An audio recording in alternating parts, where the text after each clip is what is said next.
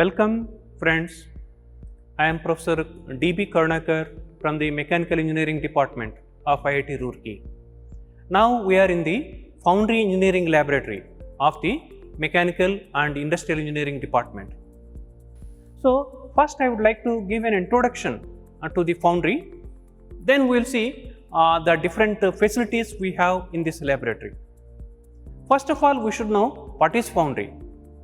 Foundry means producing metallic components of desired geometry, desired surface roughness with desired properties. How these components are produced? Initially we will make a mould, and that mould will have a hollow cavity whose shape is similar to that of the casting which we are going to produce. So into this hollow cavity we will pour the molten metal.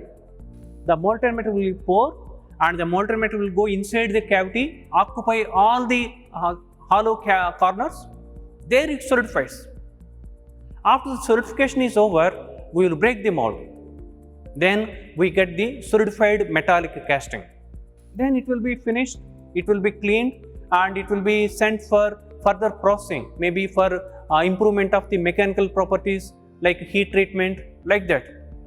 So this is the simple principle of the metal casting process. So this metal casting process, again there are different classifications. Broadly classifying, metal casting or foundry is classified into four types. One is the sand mold, in which we prepare the mold with the help of the sand mold, green sand. Next one is the permanent metallic mold, right? In which case we prepare the mold using some special alloys. So in the case of the sand mold, so we break the sand every time. For every casting we break the sand and we make the metallic component. Whereas in the case of the metallic mold, so same die is used again and again. So this is also known as the die casting. Next one is the chemical mold process, in which we use sand and also some chemicals. And the fourth type is the special casting process. In the special casting process, we have investment casting and we have other casting processes like centrifugal casting and so on, plaster molding, like that. So first we will be discussing here, we have sand casting, we have centrifugal casting and also we have investment casting. We have three types of casting facilities in our laboratory. So first let us see what are the equipments used in the sand casting process, then we will see centrifugal casting, then we will see the investment casting process. Okay. So coming to the sand casting process, the first equipment is the permeability tester or sieve shaker. First one is the sieve shaker. So in the sand casting process, one of the equipments that we use is the sieve shaker. What is the purpose of the sieve shaker? So sieve shaker will tell us the average size of the sand grains. So we take a sand sample, maybe 50 grams or 100 grams, then we will open the lid and we will put that dry sand here and we will give power connection, and this whole structure, so you can see here it will be vibrating. So here we can see several sieves. So one sieve, another sieve, another sieve, another sieve, like that. So all these sieves will be shaken and each sieve will have a mesh of different size. Maybe at the top there will be a mesh of larger size, means large sand grains will be passing through that. Next to that there will be a mesh of still smaller size, and when we come to the bottom there will be very fine mesh finally. So sand will be passing through different meshes and finally the left out sand will be collected in the pan. So we collect all these sand samples which are collected in different sieves, okay. Then we will weigh and using a formula we will find out the average grain fineness number. So this is known as the grain fineness number. So this gives us an idea what is the average size of the sand particles. Maybe in the industry the average grain size or the average grain fineness number used is between 60 to 70. sometimes even up to 50, but not below 50. If it is less than 50 means the sand particles are very coarser. Again, if it goes up to the 100 or more than 100 means it is too fine, in which case the permeability of the mold will be very poor. So the size of the sand grains should not be too coarse and it should not be too fine. Next one, we have this sand rammer. So this sand rammer is used to prepare a sand specimen.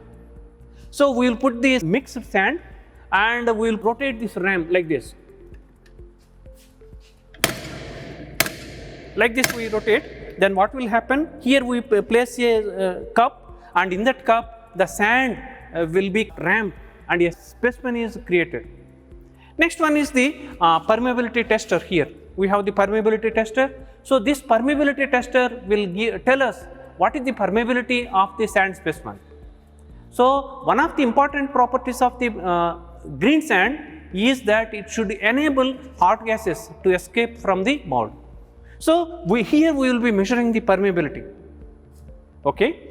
And next we have the compression tester. So this is the compression tester. Using the compression tester, we can measure the compression strength of the sand specimen. Next we have come to the induction furnace here.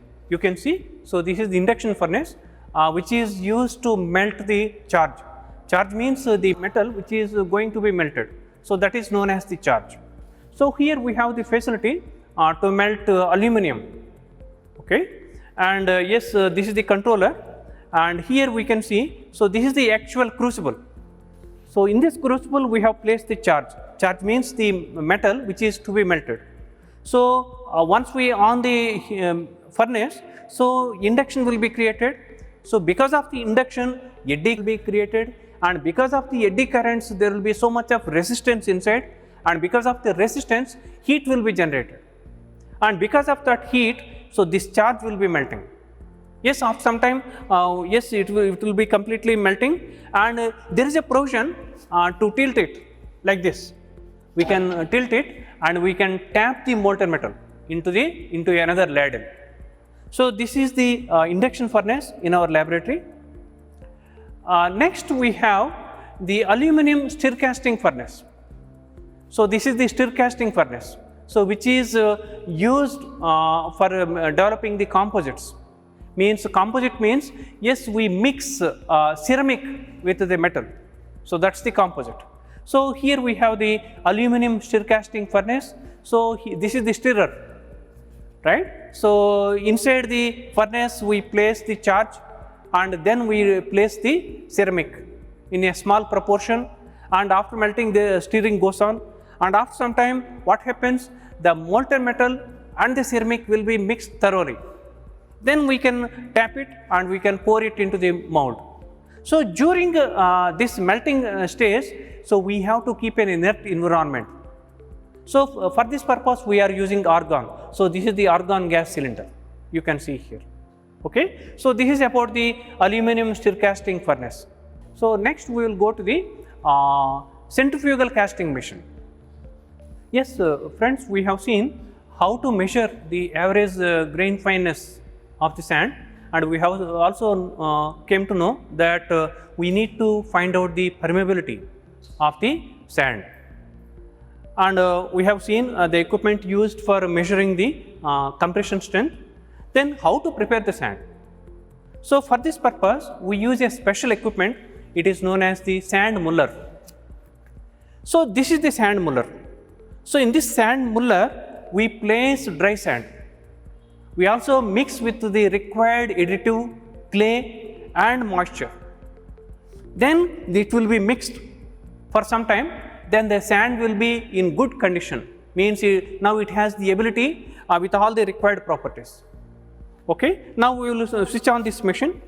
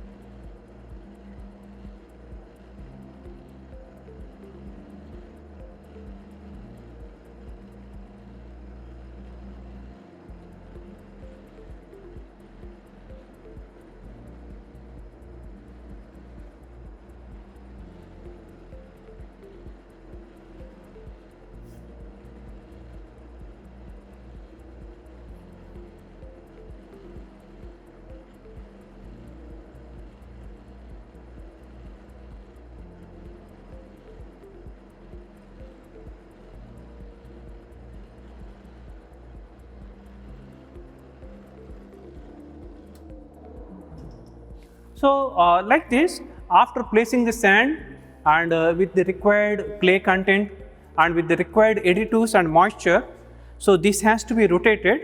The sand will be mulled and it will be mixed, and now it will be in good condition. We can see, yes. Now you can see this is the molding sand. Now it has attained the required hardness and required binding nature, everything. So this will be used to compact the sand inside the molding boxes around the pattern. Yes friends, so before learning about the centrifugal casting machine, so first let us see another furnace which we have in our laboratory. So that is the Muffle Furnace. So using this we can melt aluminium, and its melting temperature, it can go up to 1000 degrees centigrade, and the capacity of this furnace is about 2 kgs, means at a time we can melt up to 2 kilograms of metal or aluminium.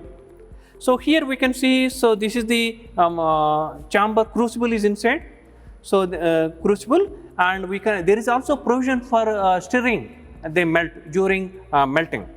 So here we can see there is a stirrer. So this is the stirrer, and inside we can see there is a crucible. So that is the crucible, graphite crucible, and inside that graphite crucible we can place the charge. Charge means metal to be melted, and yes, heating goes on, and during melting there is a stirrer. Using the stirrer we can stir the melt. And here we can see the actual the amount of rotation of the stirrer, right? Says John, please on it.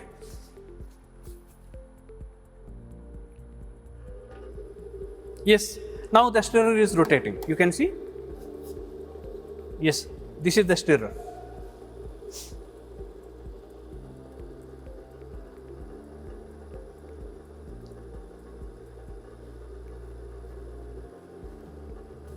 After we ensure that the metal is completely melted, the charge is melted, and even if we mix some other materials like ceramic, after ensuring that it is completely mixed with the metal, so we can take the molten metal from the furnace, and or we can take the crucible outside, and we can pour the molten metal into the die as per our requirement. So that's all about this muffle furnace. Okay. So next we are coming to the centrifugal casting machine. Yes friends, now we are going to learn about the centrifugal casting machine which we have in our laboratory. So first of all, what is centrifugal casting? That we need to learn.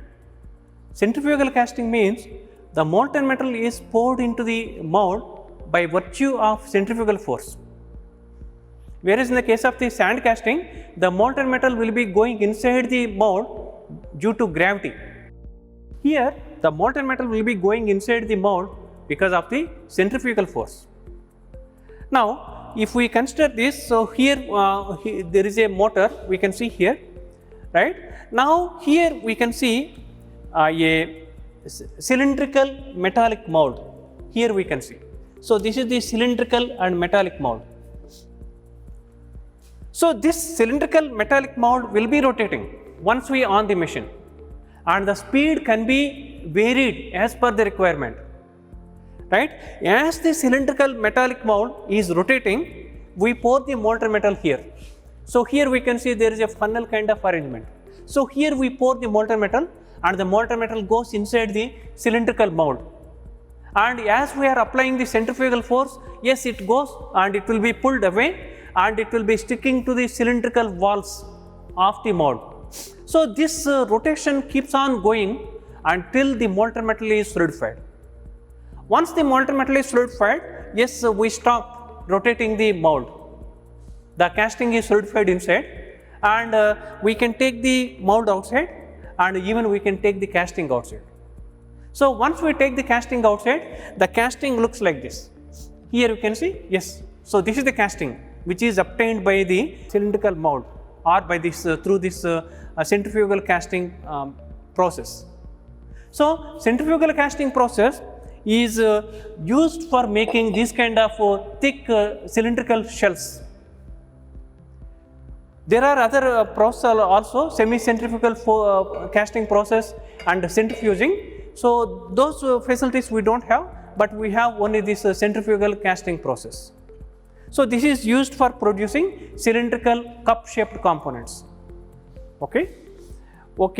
Next, so we will be learning about the investment casting process. So we have completed the learning about the equipments of sand casting process. We have seen the equipments used for the stir casting, which is used for developing the composites.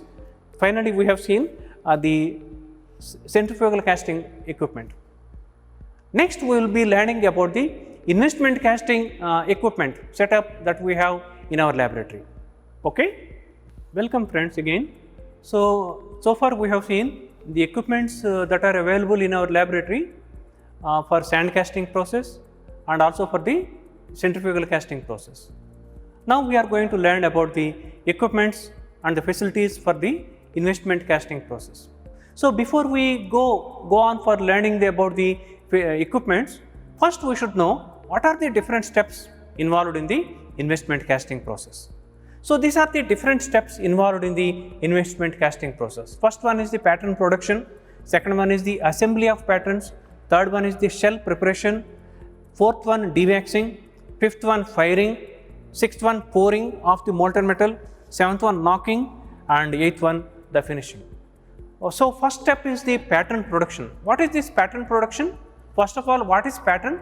Pattern is the model with which we create the hollow cavity inside the mold. So in the investment casting process, what happens is the mold is made up of a ceramic shell. So inside a ceramic shell, a hollow cavity is present. So into that hollow cavity, we pour the molten metal. So to create that hollow cavity, we use a model. That model is made up of wax most of the times. So that wax model is known as the pattern. Pattern means the wax model. So first we will be making the pattern production. We will be making the pattern, means we will make the wax pattern. So that is the first step. Then what happens is sometimes, most of the times in the investment casting process, small castings are to be made. That be the case, several such wax models are assembled together, so that with one pouring we can make multiple castings. So the second step is the assembly of the patterns. Okay. So we assemble, and among the several patterns, between the several patterns, there will be a central tree with pouring facilities, with a pouring cup, and when we pour the molten metal, yes, molten metal flows into all the cavities which are created due to these several patterns. Next one is the shell preparation. So this is a very important step. So for this purpose, we make ceramic slurry. Okay. So we use ceramic floor and binder. With this ceramic floor and binder, we will be mixing in a ceramic mixer for at least 24 hours. Sometimes we have even to mix for 72 hours. After that, the ceramic slurry is ready with the required viscosity and with required sticking nature. Now what happens is, we take the pattern or assembly of the patterns and we dip into the ceramic slurry. The ceramic slurry is available in a ceramic pot. We dip and we take outside. Then we take a dry stucco and sprinkle over the assembly of the patterns. Then the dry stucco dries. Then again we take the assembly and we will dip it inside the ceramic slurry. Take it out. Again sprinkle the dry stucco. Likewise, this process is to be repeated 7 to 8 times, so that finally a thick shell is created around the wax pattern. Okay. So after that, the ceramic shell will be drying. Now what is inside? Inside there is no cavity, inside there is wax pattern. So this wax pattern needs to be removed. So next step is the dewaxing. Dewaxing means removing the wax. So for this purpose we use a furnace. So in the industries, most of the times they use a furnace called autoclave furnace. But here we use another furnace. So that is a microwave oven we are using. So using the microwave oven, we are completing this dewaxing process. Next step is the firing. So after the wax is dewaxed or after the wax is removed from the ceramic shell, the ceramic shell should be induced the required strength. So for this purpose we fire it at a temperature of about 700 degrees centigrade in a furnace. Then what happens? So the ceramic shell will be fired and it will be gaining sufficient strength, sufficient hot strength. Now it is ready for pouring. So after that we pour the molten metal. The molten metal goes inside the ceramic shell, and what is inside the ceramic shell? There is a hollow cavity which is created due to the pattern. After that the molten metal solidifies inside the ceramic shell, then we have to break the ceramic shell. So that is the knocking stage. Okay. After that we have taken out the casting. Then in that casting there are several castings, several components. So these are to be separated and there will be some small irregularity. So these are to be machined. Minimal machining will be there. So investment casting is known for very good surface finish. It is also known for very good dimensional accuracy. It is also known for producing very thin sections. Yet, so because we are producing several components with single pouring, yes, we have to cut them, and during this process there will be some irregularities and we have to machine and we have to remove that. So minimal machining is required. Now we will see different facilities we have in our laboratory for this investment casting process. Yes friends, now we have come to the first stage, that is the wax injection machine, where the pattern, wax pattern is produced. So this is the wax injection machine, vertical wax injection machine. It is of hydraulic type. So there is a tank in which wax will be placed. In fact, different types of waxes will be placed so that we can make a wax blend. So the wax blend will offer us different properties which are available in a single pattern. So that is the benefit of using wax blend. So yes, we mix the different waxes together and make a blend, and molten wax is ready. And here we can control the temperature of the wax. So the temperature of the wax will be around 70 degrees.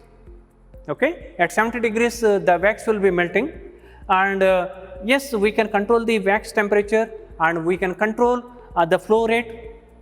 And here, so this is the die into which the wax will be injected. You see, so the die will have two offs.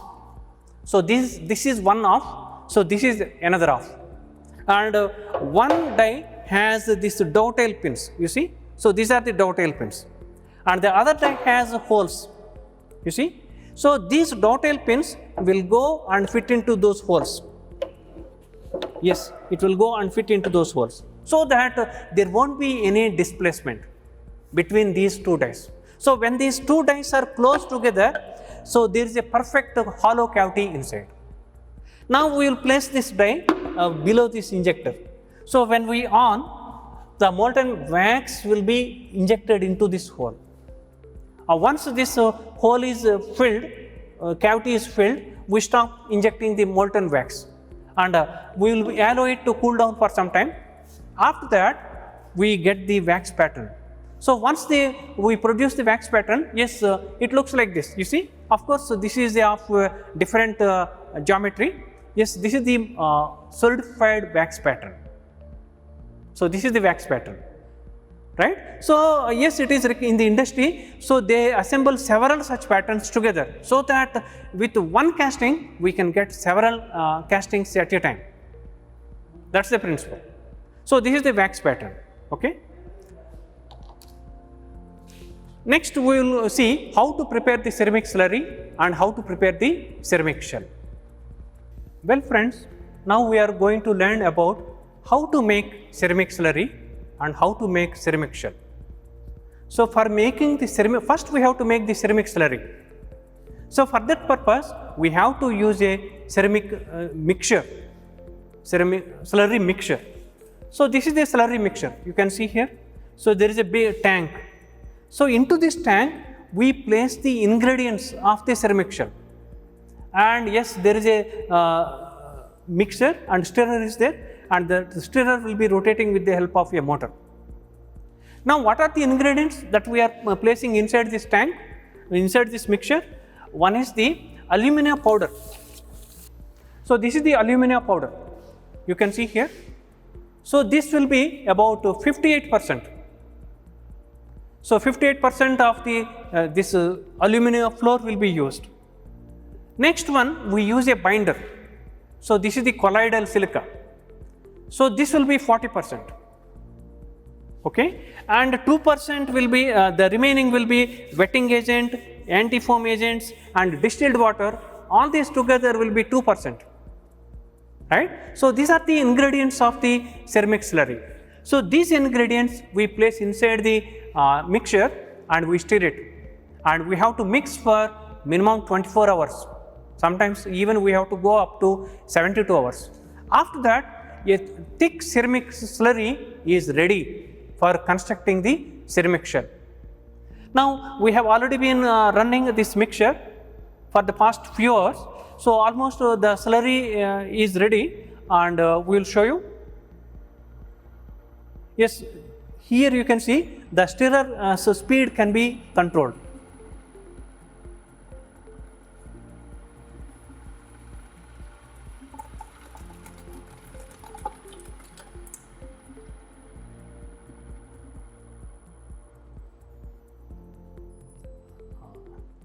Sanjay, please come and show the slurry and make the first coating.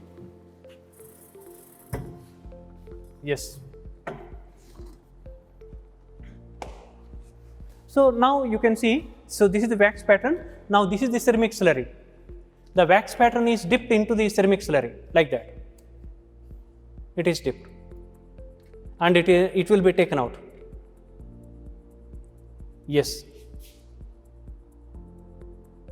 Now, over this pattern, we have to sprinkle dry stucco. So, here in this tray we can see the dry stucco. That dry stucco will be sprinkled around the pattern like this.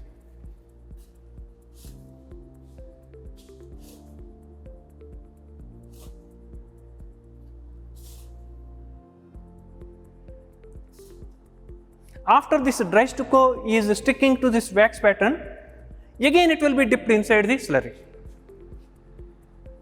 Okay. Yes. So, it has to be dried for some time before it is re-dipped into the slurry. Now, this is the pattern which has been dipped inside the ceramic slurry, over which the stucco has been sprinkled. After sprinkling the stucco, we have taken it out. Now, the next step is we have to wait for some time so that this stucco and the slurry will be drying. Once the slurry and stucco are dried together, again we will be dipping inside the ceramic slurry like this, and we will be taking it out. Again the stucco will be applied or it will be sprinkled around the pattern. So, this process of dipping the pattern inside the slurry and applying the stucco and drying it, so this has to be repeated for 7-8 cycles. After that, what will happen? A thick shell will be created around the wax pattern like this. Now, you see, so this is the completed ceramic shell, thick, and if we measure the thickness, it will be maybe 8 millimeters or 9 millimeters or 10 millimeters. Now, this is the completed ceramic shell. Okay. So, after that, after we construct the ceramic shell around the wax pattern, then the next step will be dewaxing. We have to evacuate the wax from the ceramic shell using the furnace. So, in the industry, as I already told, so autoclave furnace is used, autoclave oven, but here we are using a micro oven. So, then after evacuating the wax from the ceramic shell, it will be fired inside the furnace for inducing additional strength. Now, the ceramic shell is ready for pouring. We pour the molten metal inside this ceramic shell, and after some time metal solidifies and we can break this ceramic shell. Yes, we have poured the molten metal. Now, this is the casting obtained by pouring the molten metal into the ceramic shell. You can see very good surface finish and very good geometrical accuracy. So, that is how casting is obtained by pouring the molten metal inside the ceramic shell. I hope you have understood the principle of the investment casting process. Okay? Thank you.